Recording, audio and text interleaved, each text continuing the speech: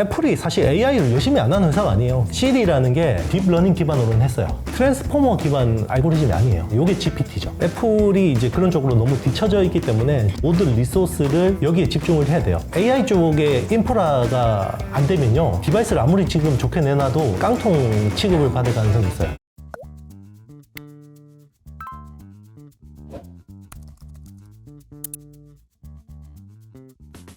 그러면 애플하고 퀄컴 얘기로 좀 넘어가 보도록 하겠습니다. 애플이 애플카 프로젝트를 이게 10년 했는데 접었어요, 드디어.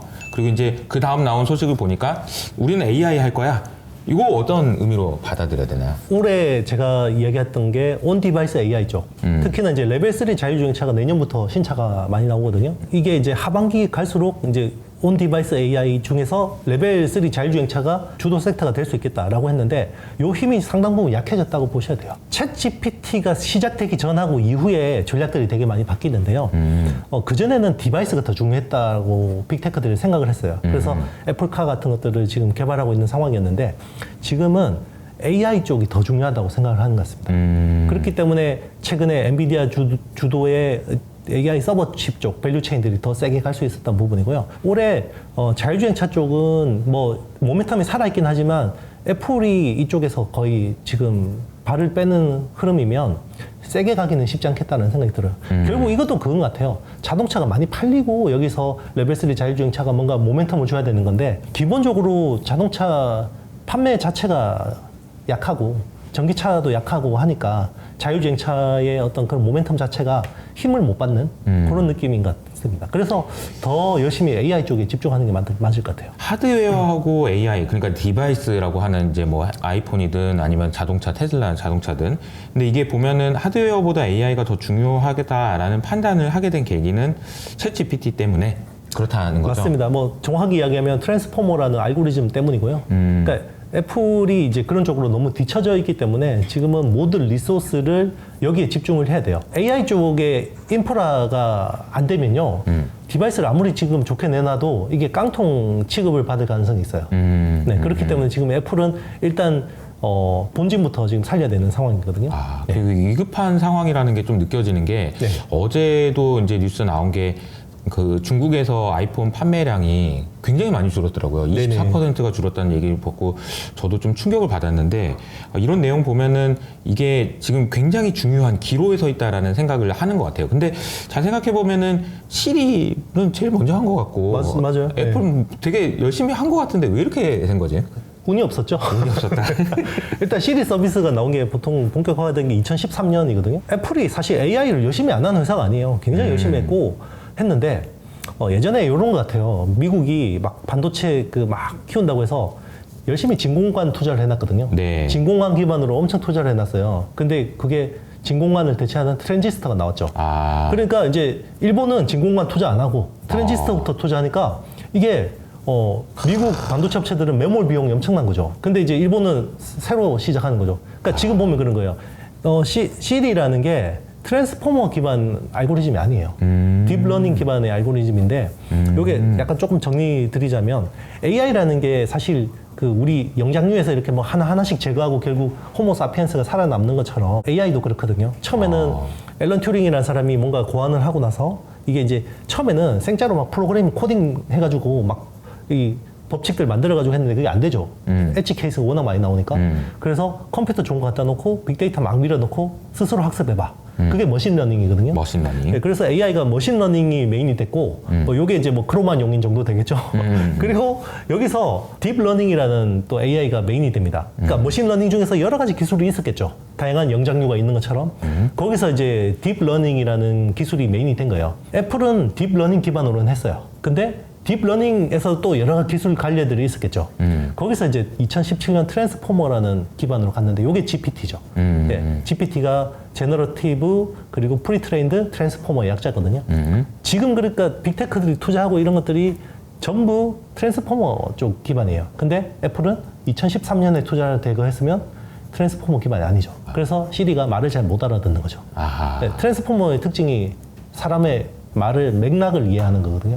근데 시리는 맥락을 이해를 못해요. 그러니까 AI가 성능이 떨어지는 거죠.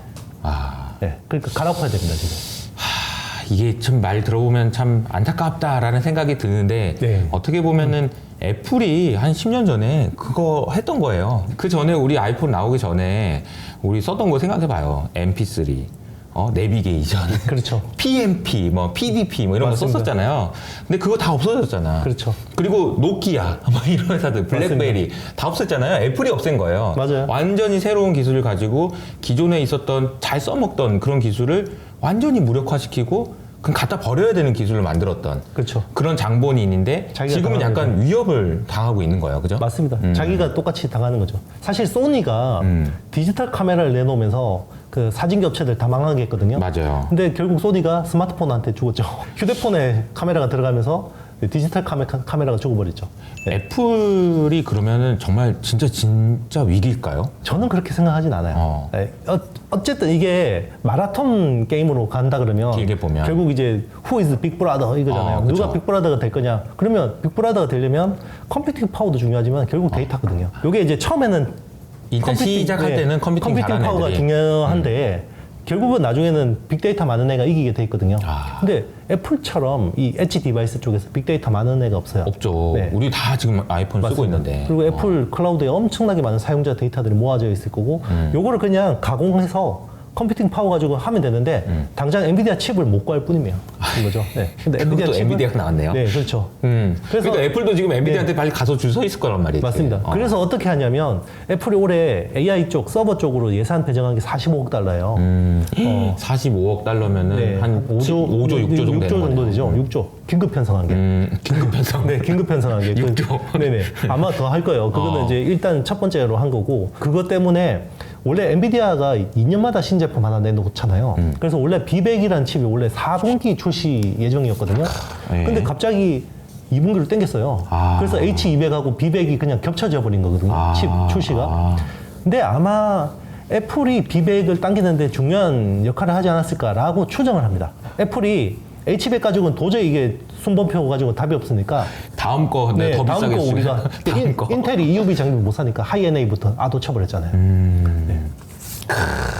이게 진짜 대단한 정말 그 긴장감이 느껴지네요. 이게 지금 도대체 어떻게 될 건지 이런 생각이 좀 들고 잠깐 뒤 얘기긴 하지만 구글은 어때요? 구글은 지금 이번에 네. 얘네가 만든 GPT가 이상하다. 네. 뭐 왜 흑인이 자꾸 나오냐 이러면서 좀 막 엄청 혼나고 CEO 바꿔야 된다 이런 얘기까지 나오거든요. 이게 결국은 구글도 데이터는 진짜 많잖아요. 네네. 근데 이게 잘 안 되는 것 같단 말이에요. 그렇죠. 사실은 서비스를 지금 매끈하게 잘하는 거는 오픈AI의 챗GPT가 그나마 제일 잘하는 거고요. 왜냐하면 사람들 지금 기대치가 다 챗GPT가 기준이에요. 수준이 그죠? 네, 그러니까 제미나이는 사실 굉장히 빨리 잘 되고 있는 거예요. 저 정도 이 정도면? 수준이면. 네. 그런데 이제 사람들은 GPT하고 비교를 하니까 아우 저거 왜 저래? 막 이렇게 하는 이상해. 건데, 네, 결국 그 시행착오라고 보고 있고요.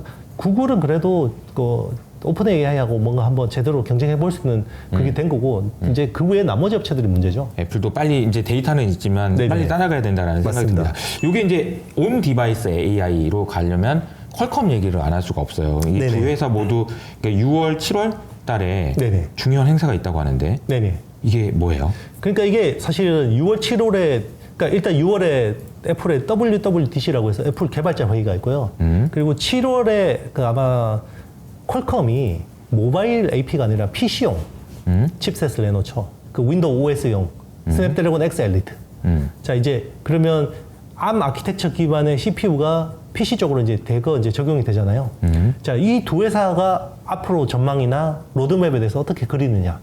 그에 따라서 주식 시장의 어떤 흐름은 굉장히 중요합니다. 일단은 나쁜 이야기는 안 할 것 같긴 한데 이거를 또 투자자들이 어떻게 받아들일지가 되게 중요할 것 같아요. 기대치가 너무 높으면 이야기해도 아 저거 별거 아니네라고 할 수 있는 거고 기대치가 별로 없는 상황에서 뭔가 좀 이야기를 하면 와 이거 오 좋은데 뭐 이렇게 될 수도 있고. 그러니까 애플과 퀄컴이 온 디바이스 AI에서 어떤 이제 방향성을 제시할 거냐. 결국 애플이 하반기에 이제 9월 달에 새로운 아이폰을 출시하는데 그거는 우리 와이프한테 허락받을 수 있냐? 그렇죠. 이게 아직 쓸만하잖아. 그게 아니고 야 이거 AI 되는 거를 사야 돼라고 할 때 아 그래 옆에 있는데도 사니까 사야 된다. 이런 얘기가 나올 수 있느냐가 핵심이네요. 제가 추정컨대 네. 이 이제 그 밑에 후방 산업에서 보면요. AI 성능이 엄청 좋아질 것 같긴 해요. 아이폰 16 시리즈. 진짜요? 왜 그러냐면 오. 그 TSMC의 그 3나노 파운드리 그 면적으로 주문하는 게 있잖아요. 네. 당초 계획보다 50%를 늘렸어요. 아. 왜 50%를 늘렸냐면 이게 칩 다이에서 AI를 담당하는 그러니까 애플은 뉴럴 엔진이라고 하거든요. 네. 그쪽 면적이 엄청 커진 것 같아요. 그러면 뭔가 하드웨어가 이렇게 준비된다라는 거는 중앙에서 뭔가 애플 AI가 애플 GPT 같은 것들이 해서 프로그램을 이렇게 디바이스로 올리면 되는 거죠. 근데 그런 것들이 뭔가 이제 기대감은 주고 있어요. 근데 아직까지는 이제 그냥 장님 코끼리 만지기. 그러니까 네. 야, 이걸 주문한 거 보니까 뭐가 네. 나오겠더라 정도지 네. 뭐가 나올지는 모르는 아직은 거니까. 모르는 거죠. 네. 근데 어쨌든 주문량을 늘리는 거 보니 이거 네. 계획은 지금 뭐가 있나 보다 이런 생각을 할 수 있다는 거죠. 맞습니다. 그래서 TSMC 3나노 갑자기 그 수요가 확 네. 폭발적으로 증가한 거죠. 당초 계획보다. 온 디바이스 AI가 이제 드디어 스마트폰으로 들어옵니다. 근데 이게 되면은 하반기에 우리가 주목해봐야 되는 국내 기업들이 있을까요? 일단 이제 저는 애플하고 퀄컴이 제일 중요한 온디바이스 AI 업체라고 봐요. 그러니까 사실 지금 서버용 AI 업체는 엔비디아가 중요하고 결국 우리 국내 시장이나 일본이나 대만이나 유럽에서도 주가 시세가 강하게 나는 건 엔비디아의 친구들이거든요. 그러면 온디바이스 AI 쪽에서 이제 두 회사가 뭔가를 보여준다 그러면 이제 온디바이스 AI 친구들을 봐야겠죠.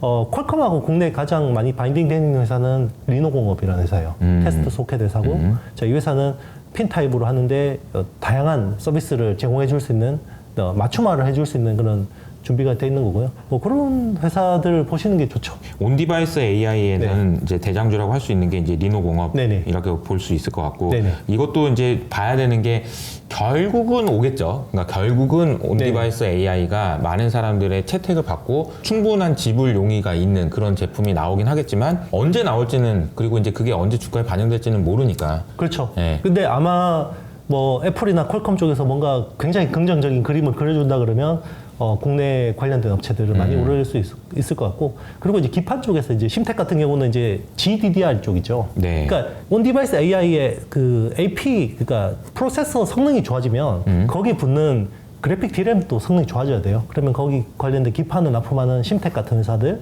뭐 해성 DS, 뭐 이 기판 업체들도 수혜를 좀 볼 수 있고요. 그리고 이제 테스트 쪽에 이제 그런 쪽도 수혜를 볼 수 있죠. 앞서 일부에서 이야기해 주셨던 게 결국 엔비디아가 언제까지 가고 우리 반도체 사이클 언제까지 가냐라고 했을 때 상반기까지는 괜찮은데 이게 연장될지 여부에서 굉장히 중요한 키팩터가 온디바이스 네, AI가 맞습니다. 괜찮은 놈이 나오느냐 여부인 네네. 거고, 그거를 확인할 수 있는 시점이 6월과 7월에 있는 애플과 퀄컴 이 행사다라고 이야기를 해주신 것 같습니다.